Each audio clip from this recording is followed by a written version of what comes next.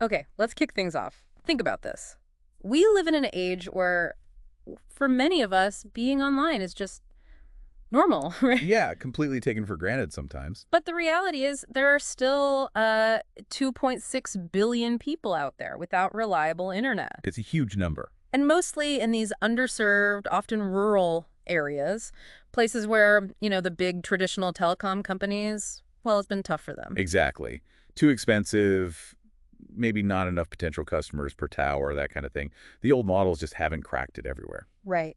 So that global challenge is exactly what we're diving into today. We're going deep on one specific document. Yep, specifically Chris Millis's ultimate investment thesis for WMTX.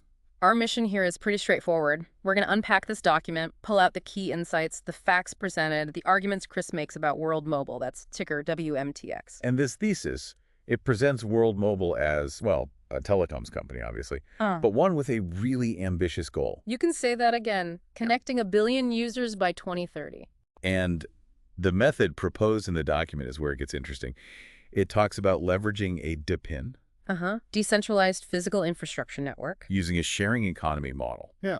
So the thesis frames it as a fundamentally different approach to building out a network. A DePIN sharing economy for telecoms. That is the core idea the thesis explores, isn't it? It suggests maybe a whole new way infrastructure gets built, gets owned. Yeah, potentially quite disruptive if the thesis is right. And look, you don't have to just listen to us talk about it. You can actually grab the document yourself and read along or check it later. Good point. If you happen to be watching this on YouTube, just check the description below. There's a link right there to the full thesis. And if you're catching us over on X, Easy. Head over to Chris's profile, it's at Chris Millis, and scroll over to his Highlights tab. You can download it straight from there. perfect. So you can see the analysis we're discussing firsthand. All right, shall we get into the details presented in the thesis? Let's do it. We can look at how the document breaks down the business, the team, the market, the tech, all based on what's in this thesis. Okay, so the document, it really starts by emphasizing that core problem again. Those 2.6 billion people. Failed, largely by the traditional ways of doing things, especially in rural spots. And the thesis presents World Mobile as being, specifically built to tackle that, providing affordable, accessible internet globally. Using that DePIN sharing economy model we mentioned. Right. The analysis in the document argues they've found product market fit. It even calls the core idea simple. Simple? How so? Well, it references something called Sosnoff's law, which, as the document explains it, suggests simpler concepts can lead to less complex research and potentially bigger upside. Huh. A simple idea for a massive, complex problem. Interesting take. The thesis also describes the investment case for World Mobile as expanding, meaning the document suggests it's a thesis expected to strengthen over time as the network grows. Okay, and what about their position in the market according to this document? One of the big claims in the thesis is that World Mobile is the first mover using this specific DePIN sharing economy approach in telecoms. First mover. That sounds good, but often risky too, right? Absolutely. Yeah. The document even mentions that, something like 47% of first movers fail. It acknowledges the risk. Ooh. But the thesis argues in the specific niche of DePIN telecoms, World Mobile is that first mover right now. It quotes the CEO, Mickey Watkins, saying they're 5 or 6 years ahead of everyone else in this area. So the thesis positions them at stage 1 innovators on its adoption curve idea, acknowledging the skepticism, but also quoting Watkins on how that can shift. Exactly. And the document suggests that now is an optimal time for investment, drawing on ideas from investors like Howard Marks and Seth Klarman about needing patience when you're early. Right. Being too early can look like being wrong for a while. Until the market catches up, yeah. Okay, what about the industry itself, telecoms? How does the thesis see that? Well, it identifies the industry, obviously, as telecoms. Mm. Traditionally, slow to change, not much competition sometimes because of regulations. Big barriers to entry. Huge ones. But the thesis argues World Mobile is a fundamental disruption. It quotes Watkins again. Make no mistake, we have started a movement that is leading to a revolution. Strong words. So the thesis sees the whole industry also at stage 1 innovators regarding this decentralized approach. That's the perspective in the document, yes. It foresees big changes, like a shift towards more privacy, more user control over data. Which it links directly to the DePIN model. Directly. And a move towards a real sharing economy, where people can actually own a piece of the infrastructure. It quotes Jenks Gao on that, saying true decentralization needs physical hardware ownership. That ownership angle is definitely a recurring theme in the thesis. But what does the document think won't change about telecoms? Its basic role, right? Essential communication infrastructure. Yeah. That's not going anywhere. Plus, the tough regulatory environments will likely persist. And you still need the physical gear. Can't virtualize a cell signal. Exactly. Performance needs physical infrastructure. Which brings us to blockchain and DEPIN. The thesis argues these are necessary. Not just hype. Not according to this document. Hmm. It says blockchain provides transparency, better privacy than legacy systems that often sell data. Yeah, that's a big point it makes. Efficiency via smart contracts, digital identity, which the document highlights as crucial for banking the unbanked. Okay, so linking connectivity to other services. Right. And it enables the sharing economy with token rewards, fosters community ownership. The thesis presents these as functional benefits key to the model. So blockchain enables the structure. Yeah. And DEPIN. DEPIN is presented as the framework itself, the way to coordinate all these distributed resources, people, hardware, to build and run the physical network. Makes sense. And the key takeaway on DEPIN in the document, distributing wealth, letting anyone own, operate, and earn from the infrastructure. Tokens are the incentive. The run for the people by the people line the document highlights. That's the one. A direct quote emphasized in the thesis. Okay, let's talk mission. The document states World Mobile's mission is building the biggest decentralized network globally. And hitting that 1 billion user target by 2030. It quotes Watkins saying they aren't really competing head-on with existing players, but redefining the game, driven by this idea that internet access is a right. The thesis evaluates that long-term story, connecting a billion people, becoming the blockchain for decentralized telecom. And its assessment. It finds the narrative simple, credible, authentic, emotional, gives it a contagiousness score of 8.5 out of 10. High score. Yeah, and it sees both internal factors like data and results presented and external ones like the UN agenda supporting these goals. What about the roadmap presented in the thesis? It says they're building a complete ecosystem, reiterating the 1 billion pledge by 2030, maybe even 2028. Another Watkins quote aims for 10, 20, 30% of the world's communications. Ambitious. The document also mentions a multi-chain vision. Emphasizing interoperability, working with different blockchain communities, using partner chains for efficiency, security, reaching new users. Okay, tokenomics. Crucial for DEPIN. What does the thesis say about WMTX? It describes the World Mobile Token, WMTX, as a utility token. It represents a stake in the network, its job, to incentivize building and running the network, enable transactions, reward people, fund infrastructure. And the design. The thesis claims the design ensures value flows to contributors. It explains gas fees are transaction costs for network security, rewarding validators and operators. And the token supply. Allocation. Max supply capped at 2 billion tokens, the thesis confirms. A big chunk, 29%, is allocated for node operators and stakers, according to the breakdown provided. It also makes a point of highlighting that the co-founders voluntarily extended their own token lockups for at least another year. Okay. What about staking? The policy outlined lets people lock up WMTX to support the network, earn rewards.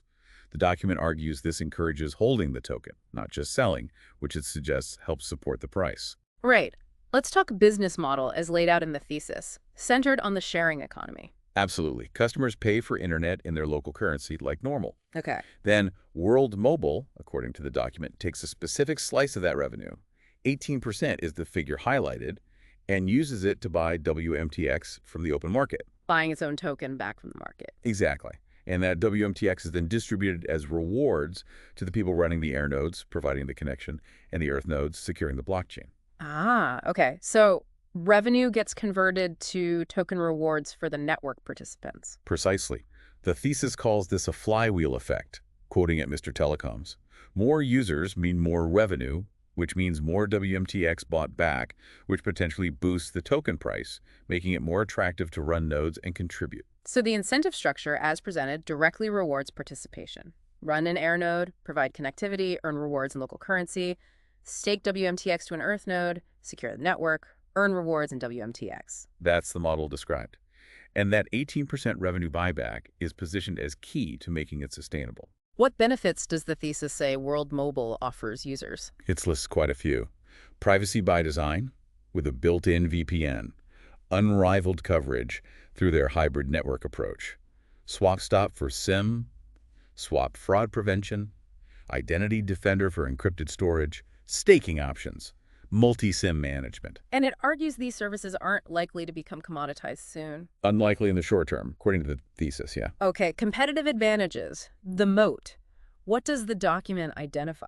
It leads with that first mover advantage again in blockchain-based decentralized telecom, letting them build out infrastructure, trust, partnerships ahead of others in theory. Theory being the key word there for any first mover. Of course. It also points to first-to-scale potential, suggesting this model allows rapid network effects, drives down costs, helps lock in markets. Positioning them as the leader for decentralized connectivity. The economic moat, as the thesis describes it, is also boosted by high barriers to entry in telecoms generally. Regulations, capital. Right, plus optionality, the ability to layer more services on top like VPNs, storage, identity. Which the document argues creates more revenue streams and makes the service stickier. And finally, proprietary technology and patents to protect their innovations. Let's get into some of that tech mentioned in the thesis. The World Mobile Chain, WMC. Presented as the first dedicated telecoms blockchain, it's described as an EVM-compatible Layer 3 built on Base. Layer 3 on base. Okay, Yeah. its purpose. According to the thesis, governance by Earth nodes, liquidity via Ethereum Base, supporting telco stuff like eSIMs, VPNs, storage, Ds. DM centralized identifiers, like digital IDs you control. Exactly. And integrating other telco deepen nodes. The long-term vision outline includes trading, a launchpad, stablecoin, tokenizing real-world assets, maybe acting as a resolver layer for other deepen telcos. Quite a scope. What's scan for points? That's described as a gamified tool. It incentivizes users to provide data on network conditions, signal strength, speeds, interference, where existing towers are. So crowdsourcing network planning data. Basically, yeah. The thesis is this helps World Mobile deploy networks more effectively by finding the spots that need it most, using user input to guide the build-out. Smart. What about the physical infrastructure itself, according to the document? It explains they build where there's no network, using their own licensed spectrum, but where there's existing backhaul, they can plug into it and extend it. The hybrid approach. Yeah, using various techs listed in the thesis, HAPS, high-altitude platform stations. Like balloons or stratospheric platforms. Exactly. Drones, traditional 5G, Wi-Fi, satellites. Yeah. HAPS is noted for potentially covering huge areas from one platform, like 600,000 square kilometers. Wow. And the nodes, Earth nodes and air nodes. Right.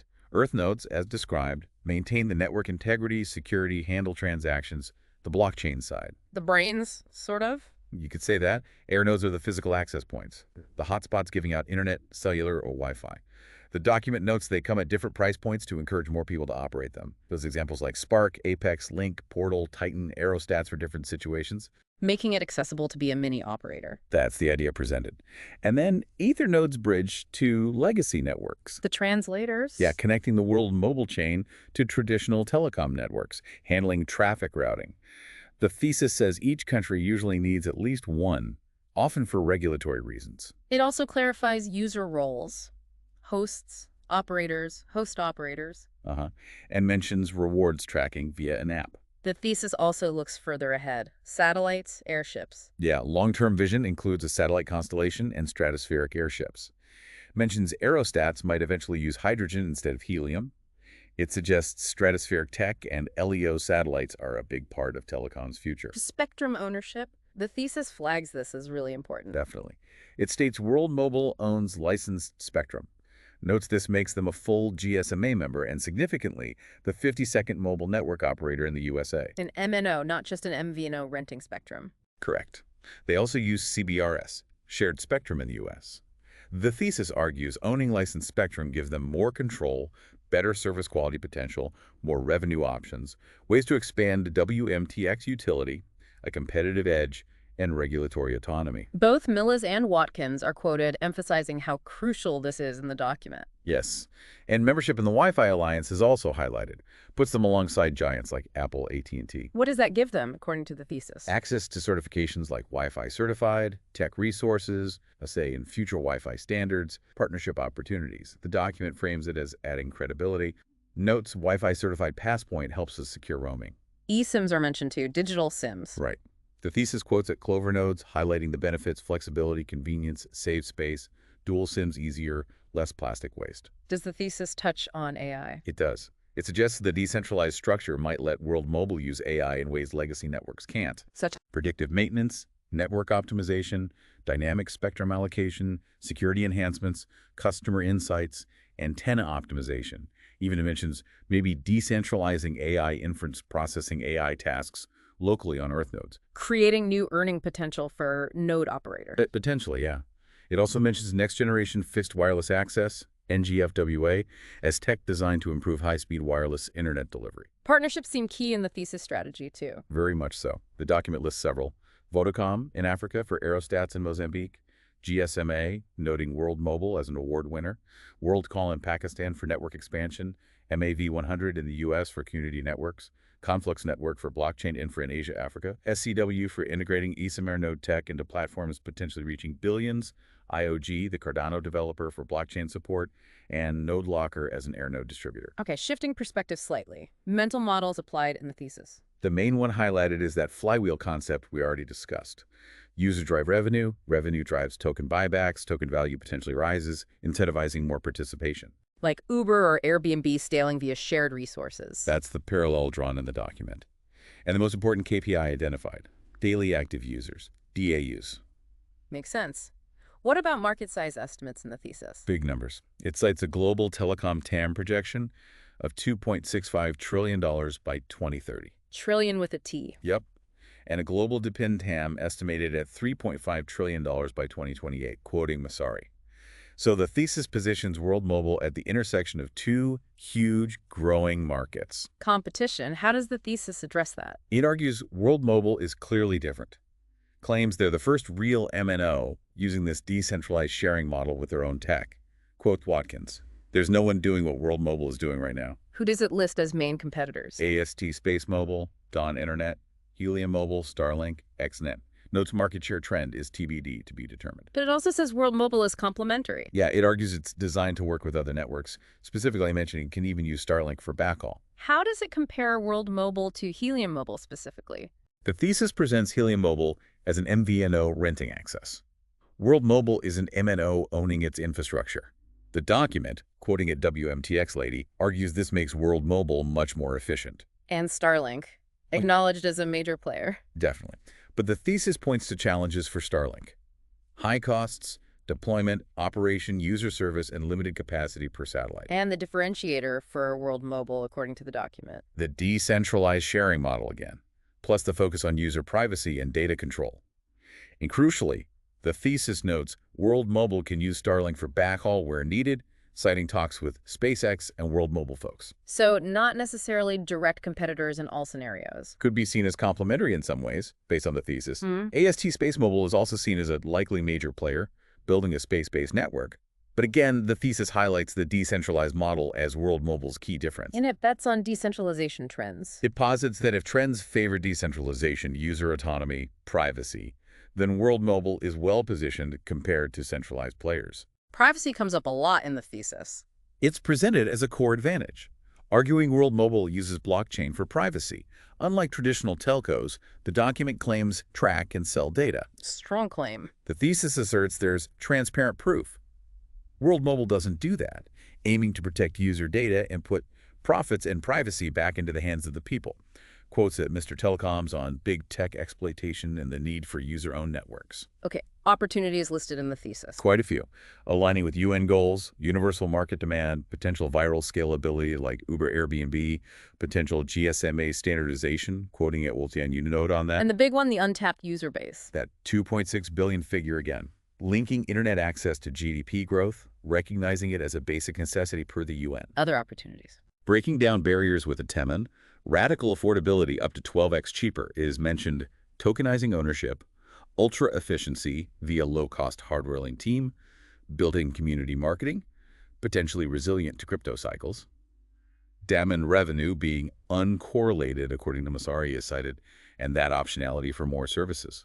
Quotes at the Web3 Cat calling it the biggest thing I have ever seen in the space. Big praise. What about risks identified in the document? It considers potential competition saturation driving down prices, limiting adoption, also the idea of internet becoming totally free.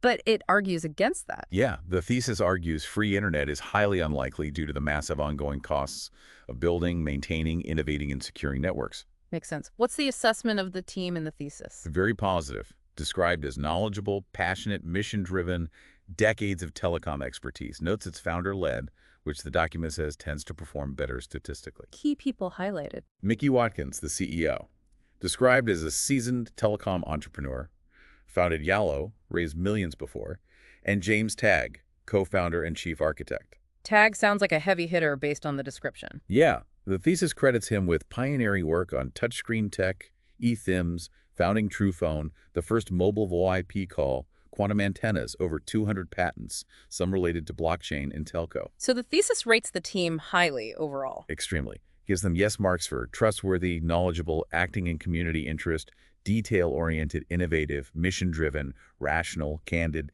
leadership, integrity, intelligence, energy. Characterizes them as tending to underpromise and overdeliver. Okay, finally, the valuation section in the thesis. What's the bottom line there? The document states that, in its view, World Mobile is a $30 billion company at minimum, with potential for a market cap in the hundreds of billions. Whoa. It quotes Watkins comparing the potential scale to Uber Airbnb again, and another quote about potential for $1 billion a month in revenue if they connect a billion people. So the thesis sees massive upside potential. How does it frame the risk? Assesses the investment risk as asymmetrical potential upside dwarfs potential downside. Describes the current price as undeservedly cheap, invoking Warren Buffett. Buy when others are fearful. Essentially. The author states they'd hold for 10 years, referencing long-term thinking. Believes it's within their circle of competence, rating their understanding high, citing Munger on sticking to what you know. Margin of safety. Estimates probability of permanent capital loss at less than 5%, suggesting the current price offers a significant discount according to the thesis analysis. The author concludes it's a must-own, using Munger and Smith quotes about seizing opportunities and buying the best. So a strong conviction call in the document. Very strong. Yep. Believes it's a great company that will last, referencing a final Buffett quote. Okay, wow. We've covered a lot ground there, all drawn from Chris Millis's ultimate investment thesis for WMTX. Yeah, quite a detailed document. So just to quickly recap the core argument presented in this specific thesis, it positions World Mobile as a potential disruptor, using this unique depend-sharing economy model. Right, to tackle that huge connectivity gap for the 2.6 billion people often overlooked by traditional players. The thesis highlights what it sees as a strong, experienced team, massive market opportunity combining telecom and depend. And identifies competitive advantages like being first mover, potential to scale first, proprietary tech, and a solid economic moat. While also acknowledging risks like competition, but arguing against others like free internet. And it's really crucial to stress, again, this whole deep dive, everything we discussed was focused purely on the information, the analysis, the arguments inside this one document, Chris Millis's thesis. Exactly. It's one person's detailed research and perspective. Valuable to understand, but it is that specific source we explored today. Definitely. So as you think about everything laid out in this document, maybe here's a question to chew on.